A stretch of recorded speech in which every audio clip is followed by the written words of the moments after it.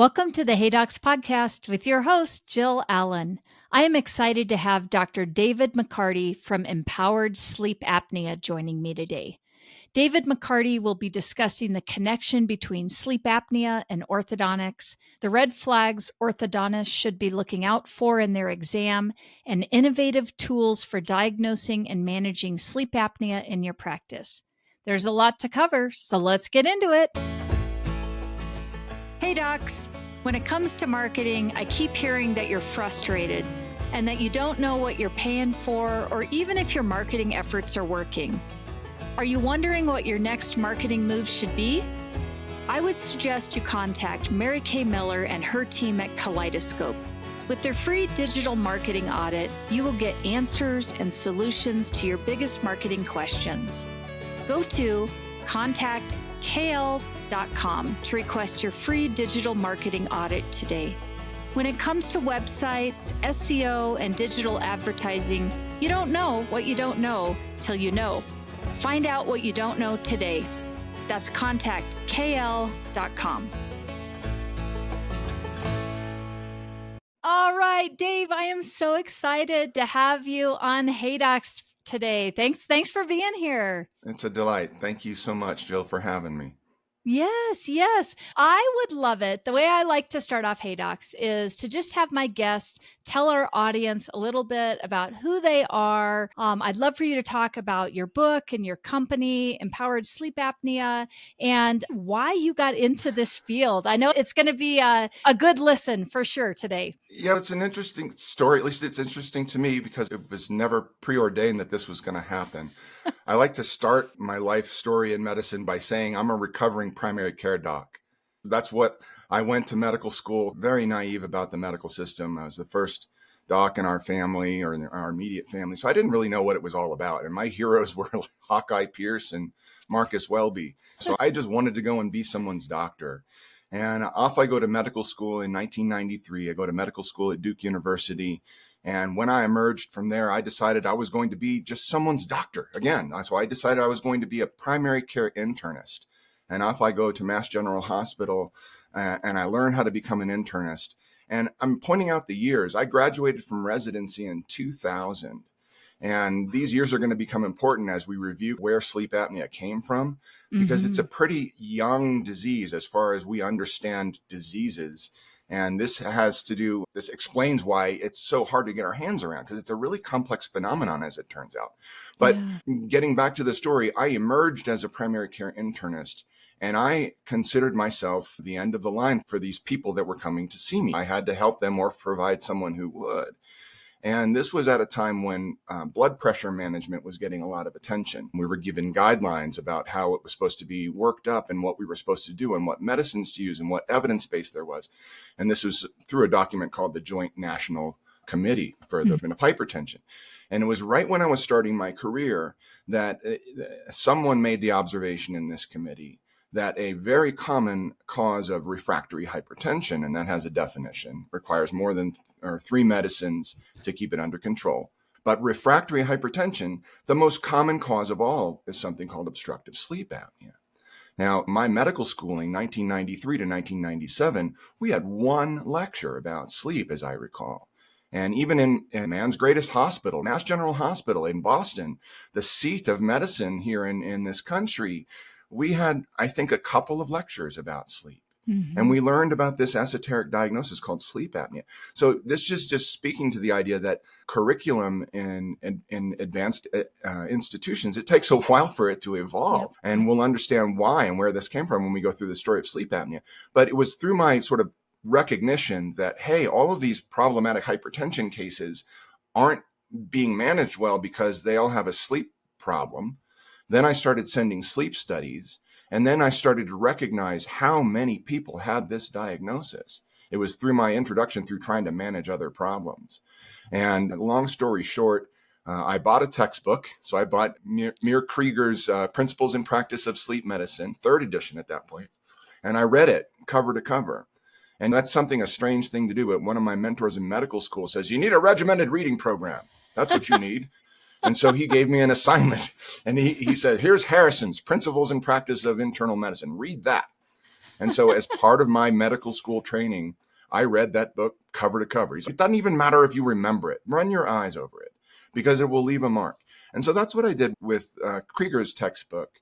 And I recognized how enormous this problem was. Mm-hmm. And I think that's what the legacy of that textbook is. It stitches it all together to make you see how many areas of life this touches. And in that textbook, back in 2000 and whatever, I read the chapter about oral appliance therapy, mandibular advancement devices. I read the chapter about the Stanford approach for surgery for treating sleep apnea.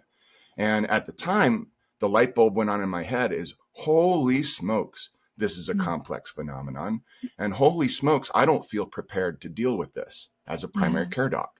So that's when I called Dr. Andy Chesson, who happened to be a past president of the American Academy of Sleep Medicine and one of the authors of the first edition of the scoring manual that replaced R&K. Okay, so this was a luminary in the field. He happened to be there in Shreveport, where I lived. And he ran a very small sleep program there at LSU Shreveport. And so I called him up and I said, listen, I want to learn how to read sleep studies. And he says, there's a certification process for this that's in the works. And there's going to be a whole board certification process that you can do, but you have to go through training. And this was a whole new thing because this was in 2004, 2005.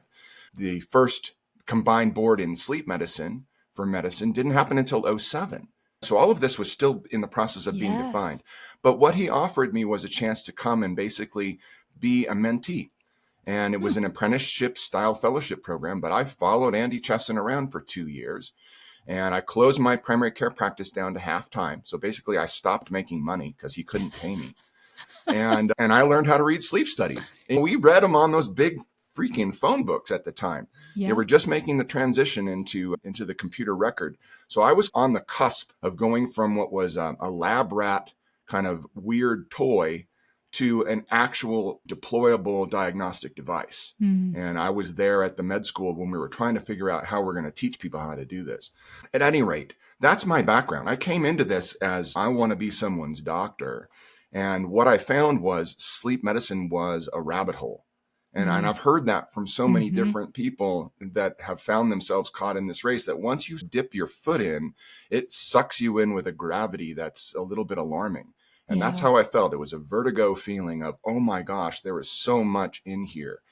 And I think it's because it appeals to the generalist in me. There's so much overlap. How do you know? If someone comes in and says, hey, doc, right? There's the pocket. Hey, doc, I feel sick. I feel tired and I'm not sleeping. And I heard sleep apnea is related to orthodontia somehow. I read that somewhere. Tell me about that. Yes. It's such a complex question that I think many of us are tempted to just step away and say, that's not my job. I don't know about that. Yeah. And the truth is, my truth, after having cared for people for a long time with my primary care mindset and my Marcus Welby ideals, the truth is, this complexity needs to be understood by not just the provider, but by the patient, because that's the only way we can solve problems.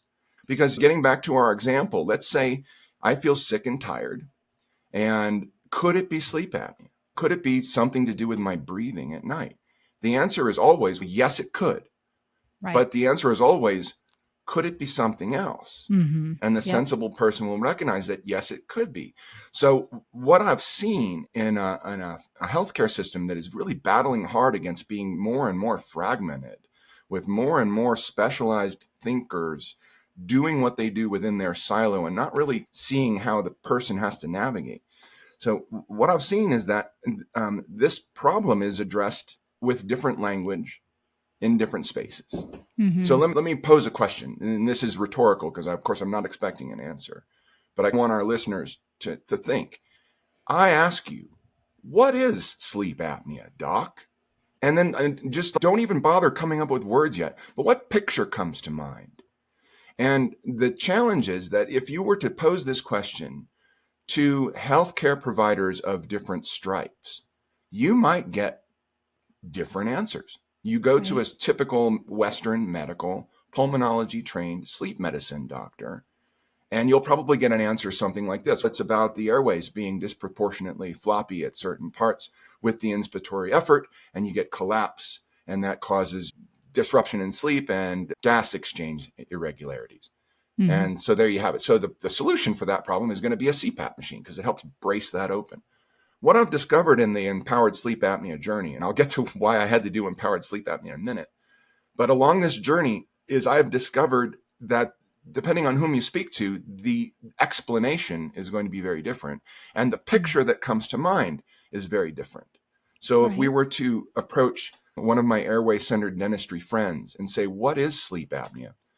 The painting that they will create for you will be a very different image than if I had asked one of my colleagues from the Western medical side. And so it calls to mind the idea that a label, the term sleep apnea, needs unpacking because it means different things to different people. Mm-hmm. And so we take that concept and then we go a little further and we say, well, what is sleep apnea? Is it all obstructive? Is it an obstructive problem? And the answer is no. There's two flavors of sleep apnea. And those two flavors are obstructive sleep apnea and central sleep apnea, right? What's the difference? The obstructive sleep apnea kind is where you're trying to breathe, but you can't, right? So it's like breathing against a closed or a semi-closed airway. There's another word for that in English. The word is choking, right? Yeah. Obstructive sleep apnea is episodes of choking at night. Mm-hmm. And that obviously brings to mind a different set of repercussions than central sleep apnea. What is central sleep apnea? Central sleep apnea is a pause, or you can think of it as a physiology, so it's a spectrum, but it's a paused or reduced effort to breathe. Mm-hmm. Okay? So the way we simulate this in everyday life, every time after we sigh, we will sit quietly for a number of seconds without feeling a need to breathe. Okay? Mm-hmm. That can be considered a central apnea of sorts. It's not pathologic, it's physiologic. Right. And this is where central sleep apnea can be confusing because it is a whole spectrum of a physiology that has many moving parts contributing to this phenomenon of having paused effort or reduced effort to breathe with physiologic consequences. But it's not the same for everybody. Right. And now when we take those two concepts, obstructive sleep apnea, central sleep apnea, they're not mutually exclusive. They will usually coexist to some degree. So you can think about each of them as like on a volume knob. And how much is the central sleep apnea in the mix today, folks? That has to do with a lot of other moving parts. And I got familiar with one of those, which is altitude here in Colorado, because altitude can be considered an accelerant for central sleep apnea physiology. Now, when we combine those two notions that we have two flavors, right? Yep. The sleep tests that we do are not very good at discerning when we're talking about an event called a hypopnea. Okay, there's apneas and there's hypopnea. And apnea is when you're not breathing at all. Mm-hmm. A hypopnea, theoretically, it's easy to understand. It's for whatever reason, the airflow is limited for a few breaths, and it leads to something bad, like an arousal from sleep or a drop in O2. Okay? Mm-hmm. So everybody agrees that a hypopnea can be either obstructive or central, right? Because they can come from either phenomena. Right. But telling the difference in the lab requires specialized equipment. So really the best way to do it is by using something esophageal pressure manometry, which is where you put a thing down the person's throat into the esophagus and measure the pressure in there. And when you're struggling to breathe against a closed airway, that pressure is going to drop in the esophagus. Sure. Now we have an idea of why obstructive sleep apnea is related to reflux, right? That concept comes to mind. Yeah. But if that's the only way to tell the difference, and no one does that, what results from that on a sleep study is that all hypopneas are just hypopneas. They're generic. In my podcast, I refer to this as the generic hypopnea conundrum, right? Because here's the thing. Central apnea physiology can be provoked by non-breathing, non-airway sources. What? Right. So a really striking concept is everybody has probably heard by now of a problem called restless leg syndrome. Mm-hmm. So restless leg syndrome is part of a spectrum of different neurologic weirdness that the eggheads in academia are now collectively calling Willis-Ekbom disease. Okay, W-E-D, Willis-Ekbom disease. But just calling it restless leg syndrome is okay, because that's how most people know it. But the reason to call it Willis-Ekbom disease is because it recognizes there's so many other things that go along with this physiology or this pathology, depending on which side of the lens you're on. But one of these things is something called periodic limb movements of sleep. This is when you're asleep, you're not wanting to move, but your legs are doing something over and over again, almost like a metronome. And honestly, when you see it on a sleep study and you zoom out, it is very regular, this motor activation in the legs. And it can be associated with arousals from sleep. It can be associated with symptoms of non-restorative sleep. And because it causes sleep-wake dysregulation, right? It causes surfacing like a dolphin kind of coming in and out of the water. Because it causes that, and because ventilatory control is different for wake than it is for sleep, you can get an oscillation of the breathing mechanism, okay? So if you imagine over-breathing on the arousal, having a bit of under-breathing when you go back under, which causes the oxygen to drop. Now we've got somebody who can get themselves a diagnosis of sleep apnea because they've got Willis-Ekbom disease. Interesting. So all of a sudden, when we recognize that can happen, we recognize one of my teaching points, which is that all sleep apnea must be deconstructed, right? We've got to do that deconstruction responsibly. And this is where sort of understanding the complexity is a good place to start. And that's where I think when we're educating people about sleep apnea, we always try and break it down to the simple things because we want to make it simple. Yeah. But what if it's not simple? How do we present this complexity, these bidirectional relationships, and these relationships that change over time, right? How do we present that in a way that providers of all stripes can get their hands around it and patients can get their hands around it too, so they can share in the discussion? Because that's really where this is all going, is that because there's no one size fits all solution to sleep apnea, it's a complex problem that needs to be co-discovered, right? Co-discovered. That's a word that I learned from a dentist on this journey of mine named Dr. Paul Henny. And Co-Discovery is the name of his book. And what he talks about is this process by which the solutions are revealed, but it's a collaborative process. And in order for a patient to productively collaborate with their provider on something like sleep apnea, they have to understand what the situation looks like from 10,000 feet. So if I could give an explanation for what the Empowered Sleep Apnea Project is about, it's about all of that. It's about helping everyone grasp this complexity, but in a non-threatening way. Yeah, I love it. And what a great explanation, and really taking us on the journey of how you got from where you were to where you are now. And I can see and feel the passion in you about really trying to educate doctors on all different levels, coming at it with all different lenses to say, hey, it's not just something as simple and generic as sleep apnea, but depending upon what lens you're looking at it as, you may be approaching it from one thing, and it could be multiple levels as we're looking at it. And that kind of brings me to my thought, as I have a lot of, on my podcast, we've got a lot of younger doctors, and it's a lot of orthodontists and maybe even some dentists out there that are just getting in and getting their practices started.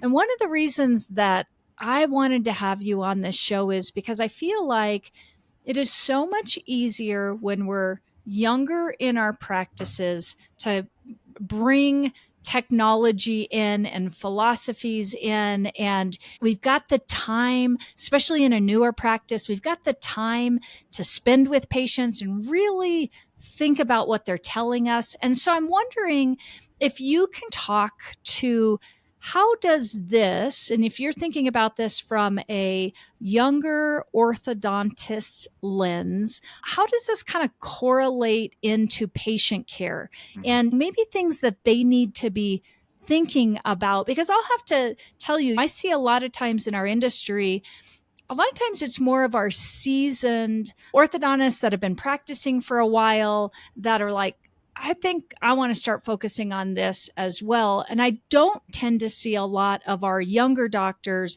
that are starting with that as one of their things that one of their functions that they are focusing on as they are getting started. So I'm wondering if you can speak to that a little bit. I'll try. I think I'll start by saying they don't teach us everything in school. For sure. and once that sort of got through my thick head, and not everything that's important in the world is in a textbook already, because this is a new science, and sleep is a new science, relatively speaking. Maybe this is a good time to review, because we throw these terms around. Everybody knows what sleep apnea is. I introduced the challenge. What is sleep apnea? Hey docs, let's talk about Smile Suite, because it's not just another scheduling system. It's a game changer in the world of new patient management.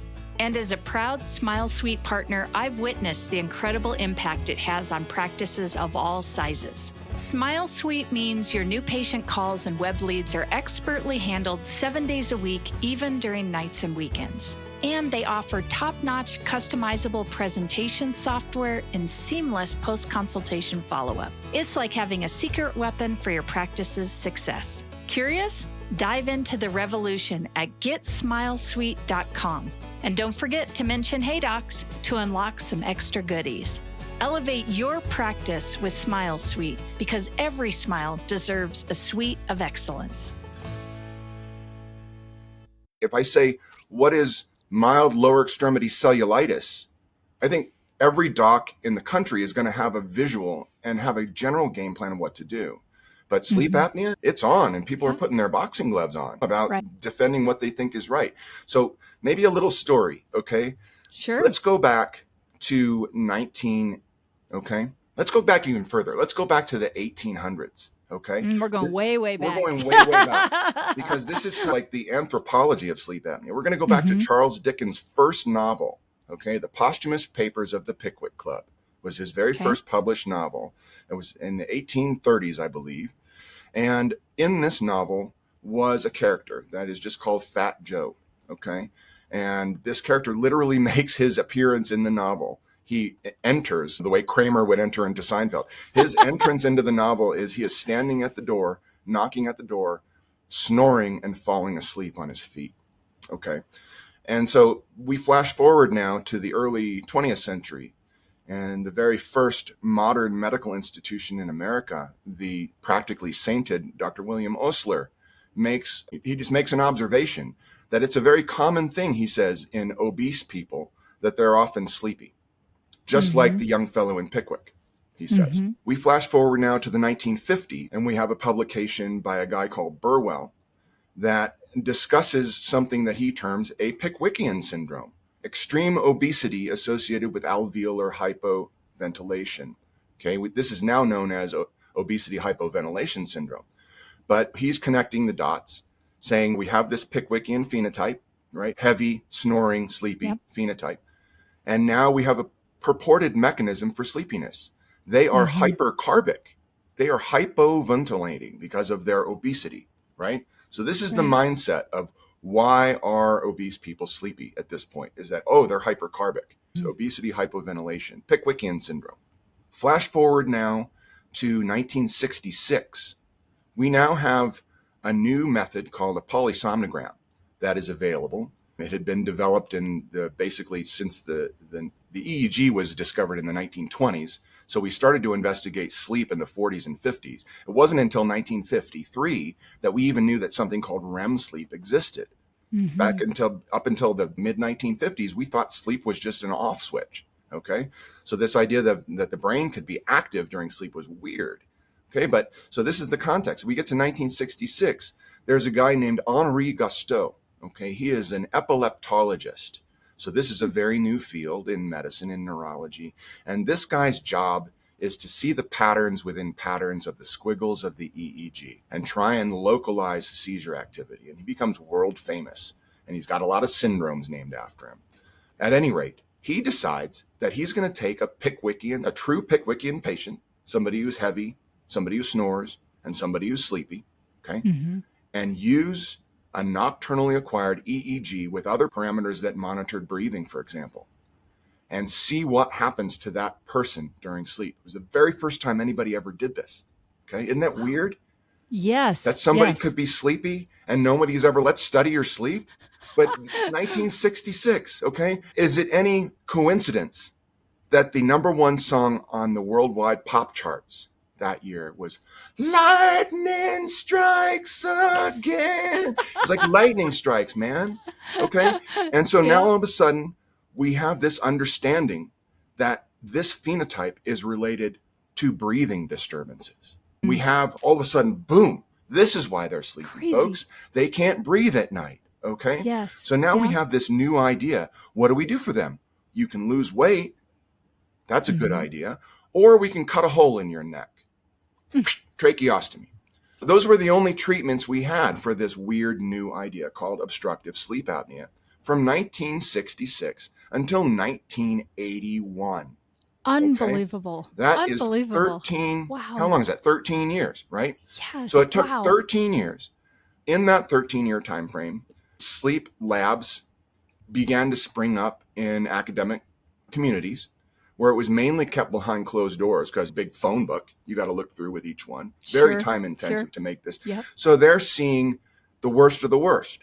They're seeing these very large people. Probably most of them were true alveolar hypoventilation people. And they're starting to collect an experience about what this disease looks like.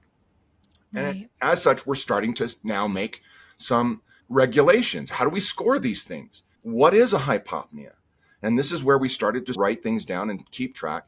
And this big discussion about what constitutes a hypopnea and what is an event and what's meaningful. And this is where the ossification of thinking comes in, is that we come up with standards that a hypopnea is when it causes a 4% oxygen drop. And that currently is still the Medicare criteria for scoring a hypopnea. Now, of course, we know that non-desaturating events are meaningful. If you have an obstructive event that just causes you to have an awakening, that can mess with your life too. We've tried to keep up and the scoring criterion have changed, but the payors have not kept up.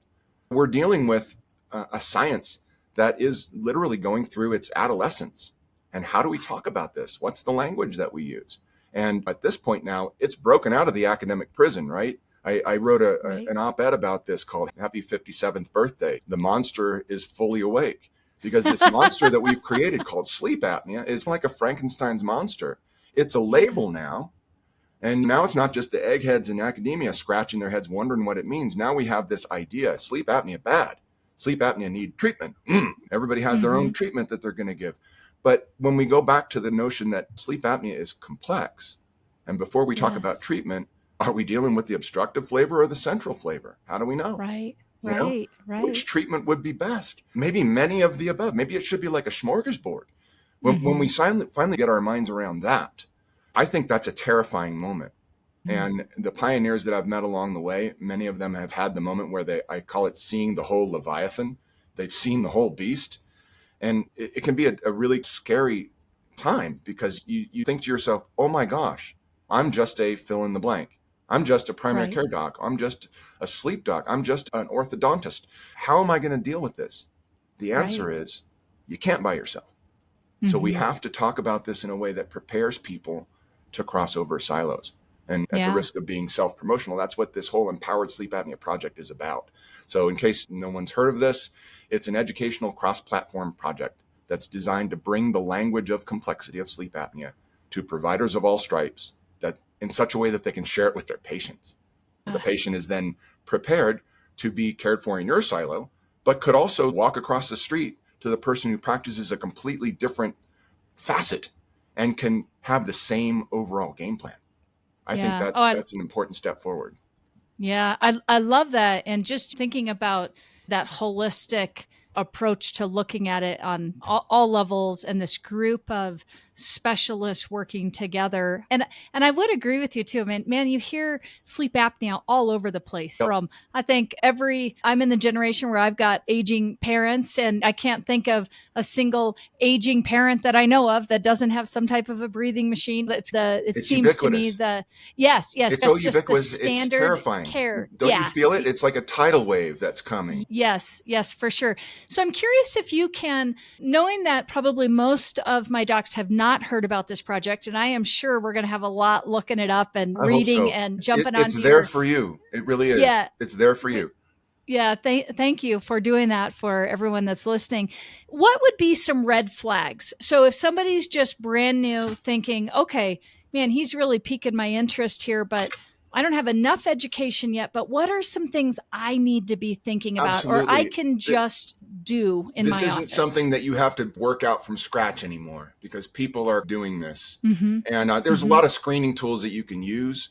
And I'm looking on my desktop because I'm trying to bring this up. But there is a screening tool that was developed collaboratively by dentists and sleep physicians, and it's called Fairest 6. So spelled like I'm the fairest one of all, Fairest. You can get it off the internet. And it's really a set of physical, I guess you'd call them risk factors.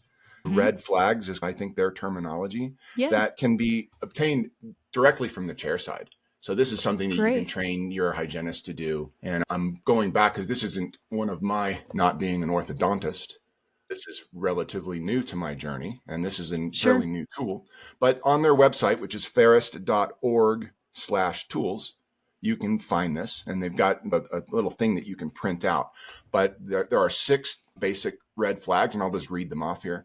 The first is difficulty with exclusive nasal breathing for 3+ minutes. So that's something you could do while taking their vitals or something like that. There is a physical sign of mentalis strain down here. Which we look for a lot. Documentation of tonsil coverage, which is your standard 1+, 2+, 3+, 4+. Documentation of the degree of ankylosglosia, measured from with the mouth open and the tongue all the way up. Recognition of parafunctional dental attrition is the 5th one, dental wear. And the final one is an obviously narrow palate. And so once one gets good at doing this, is an assessment that can be done in a matter of minutes. And they've got a little scale at the bottom. But the more of these that you have on there, the more likely it is that we're going to have some sort of functional difficulty with breathing. And then what next is the question. The answer is, if you're going to screen for something, then one has to have an action plan. So one would hope that one is able to partner with some other providers who can do the testing in one's community. And this is why I think having a common language is so important. Once we start getting screening for orthodontia, then they're going to need to be able to speak the same language as the sleep medicine physician down the road so that they can effectively collaborate. Yeah, for sure. And as they start doing this, where do you suggest that my listeners go if they want to learn more about this? And I know you've been talking about your website, and that's probably the best place to start. But I think there is, you just opened up the curtains a little bit, and you're realizing, oh my gosh, there's a whole lot here. This is my overall desire, is that if you're wanting to dip your foot in this pool, prepare to be delighted first. Understand how gloriously complex this is, and you can see how it all fits together first. Then it's going to make sense how the smaller pieces are so vital. If one gets into it with what kind of devices should I be ordering, and it starts to get very large very fast, and it gets overwhelming. The Empowered Sleep Apnea Project, you can digest the basic gist of this in just a matter of hours because it's free. The first season of the podcast, which is called The Isle, and I imagine that getting a diagnosis of sleep apnea is like washing up on a deserted island. And the imagery came from, what was the last thing I remember reading that was like, I was really intently studying it because it was so cool. And it took me all the way back to when I was 8. And I was reading an illustrated version of Peter Pan. And they had a really beautiful drawing of the island of Neverland in the front. And, when you're reading and they mention a place, you can go back to the map and you can look at it, and it was cool. And I remember that feeling of adventure, totally different from the shut down, glazed over sleep apnea is, you know what I mean? When you're just like, you just shut down. And it's equally tough to explain the circular time of circadian misalignment to people in terms of their problem solving. So if one can get past the idea that, yes, it's complex, but there is a way to communicate complexity that helps us all be in the same room together and have the same vocabulary and know how the journey goes from a much larger elevation, then the process forward of learning your role is going to be so much easier. So start with this, listen to season 1 of Empowered Sleep Apnea, learn the jargon, understand the vocabulary, understand the complexity of the decision making. And then after that, it's going to be finding mentors. Because we don't learn everything in school. And so there are many mentors out there in the established orthodontia world. We've got Dr. Bill Harrell down in Alabama. We've got Dr. Brian Hockel in California. And a lot of these folks are lending their wisdom to teaching efforts. I would say you can get on the internet and start learning from what's available on, say, free podcasts. That's a good resource. There is a general dentist by the name of Dr. Mike DeLuke, Deluke, who has a podcast. It's not Hey Doc, it's called The Doc, podcast, but he is a very curious fella, and he's been following this story and has presented a lot of the teachers that I've interacted with. So if one is interested, one can access more information through Dr. DeLuke's coaching and website. And of course, there's actual meetings. So there's continuing ed meetings that you can go to. I'm going to be speaking this September at a meeting called Collaboration Cures in Reno. And this is a combined effort of the American Academy of Physiologic Medicine and Dentistry, the AAPMD, and the American Association of Oral Systemic Health. And these are all kind of people that are sitting on the fighting edge of figuring out these clinical concepts in real time with field engineered solutions. And they're trying to come together to learn from each other and teach what they know. And I think it's a great opportunity for your listeners if they want to do that. Plus, my band is playing in September. Oh, really? That's awesome. I haven't mentioned, but the music has been a big part of this project, and the collaborative project has taken an artistic term. So there is a collaborative music project that's called the Pulmonauts. We got our name from James Nestor's book, Breath, and it's someone who's exploring the science of breathing. And it's basically airway adjacent professionals of all stripes. So in the band are dentists, orthodontists, airway advocates. We've got an airway marketing executive. We've got a neurologist. We've got me. I'm an internist / sleep medicine specialist. And we get together and we learn songs. And the whole idea is that it's living proof that collaboration can work. And the beauty of it is I've learned so much of what I know from my fellow bandmates because the relationship that you have with music is just different. You trust each other differently and you have different conversations. So it's been a really fun and interesting couple of years.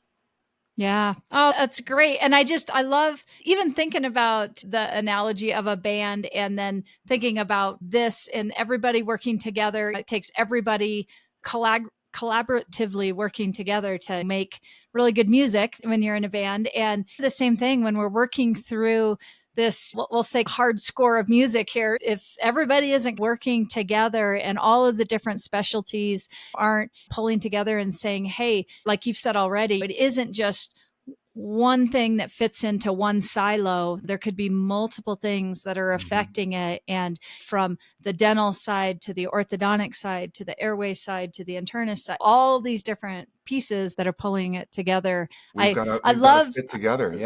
The music really does for me. It really does it because it's a self-correcting system. If you're not listening to each other, the music sounds crappy. But when you're listening to each other and you're paying attention to what the other players are doing, and then you can add in your part and you know what the piece is supposed to sound like. So there's this lateral connectivity thing, right? Where you trust each other and you're actually paying attention and you respect each other and you like each other. And then there's this idea of this shared consciousness that we know what the piece is supposed to sound like. And that's really how it works in sleep apnea. If one is attached to the notion, like I'm a CPAP slinging doc, and there's just one way to do this, and that's the only way, then the patients that are alienated by that simply won't come back, and I can't learn from them. The practice of medicine is supposed to be that you're learning from your failures too. And I fear that's one of the biggest things that's wrong with our fragmented system is that people cancel out when they get disaffected, and then they don't come back. And that prevents that provider from ever learning what went wrong. Yeah.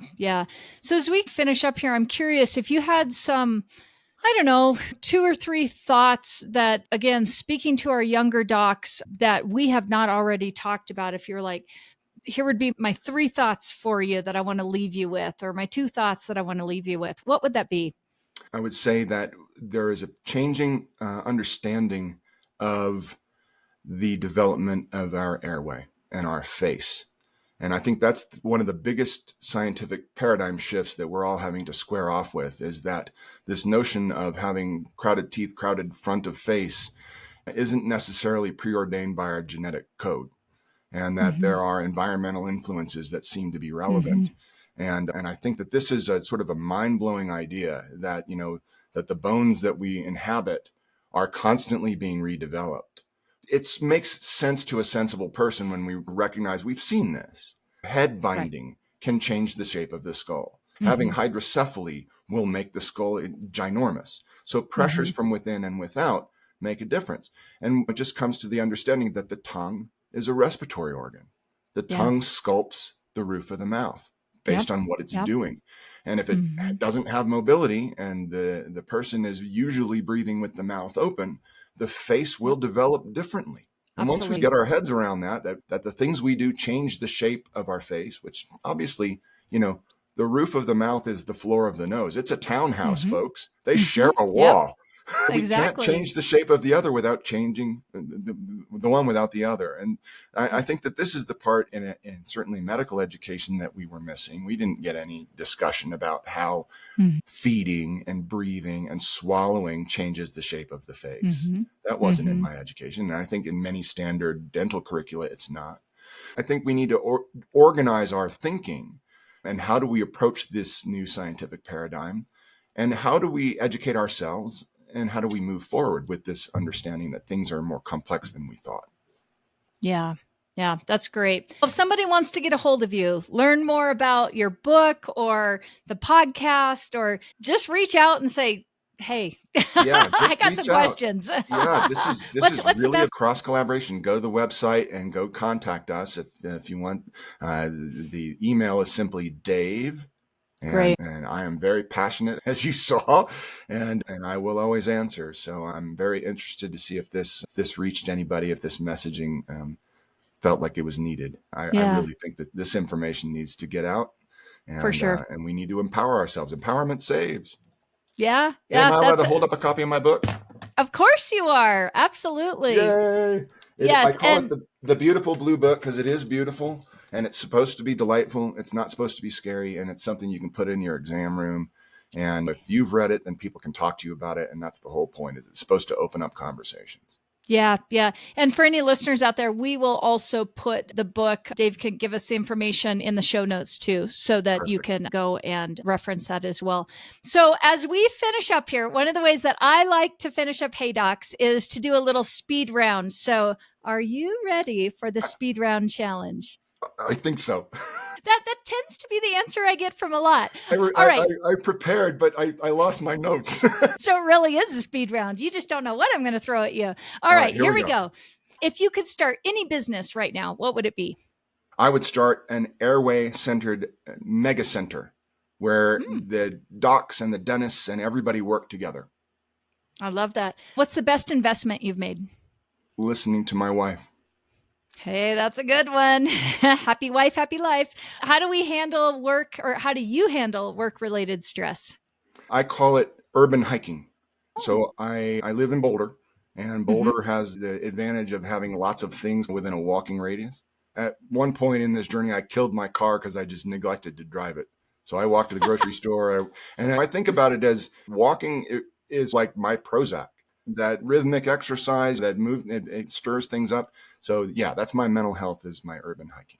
I love it. And you're just right up the road for me. Not a better place to be walking than in Boulder. I'm just down here in Golden. I didn't know that we were neighbors. Oh, that's awesome. That is so cool. Gold's beautiful too. Yeah. Lots of opportunity for nature therapy out there. Absolutely. Absolutely.